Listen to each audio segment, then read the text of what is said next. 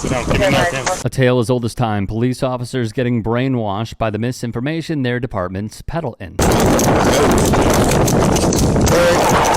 Corey, put your head back. You get a warrant?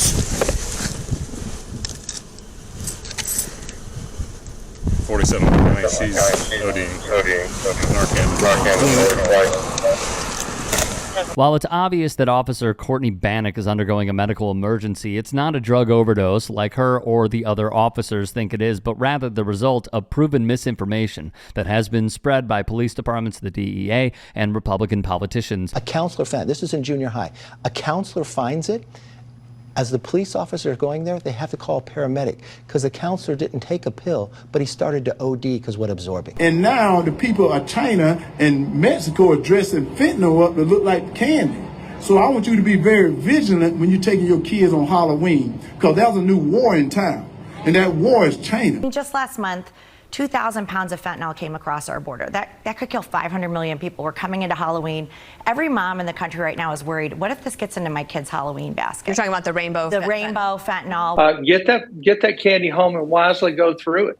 I can remember my mother doing it when I was a child. There were other fears of razors and Razor apples and stuff like that. Yeah. So Now, we're not saying that there isn't a problem with fentanyl in the country, but misrepresenting how it affects your body does nothing to solve the actual problem, like tackling homelessness, closing the wealth gap, combating corporate greed, increasing protection for workers, and countless other policy solutions would do. And as this very recent incident will show you, misinformation about fentanyl exposure is still incredibly powerful in police forces across the country. I just got really lightheaded. You did? Yeah.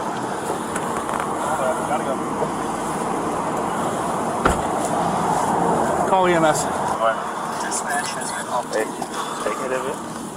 It's not gonna hurt you if it's not it. Talk to me. What do you feel? I feel really dizzy. Oh, I just like breathing really fast.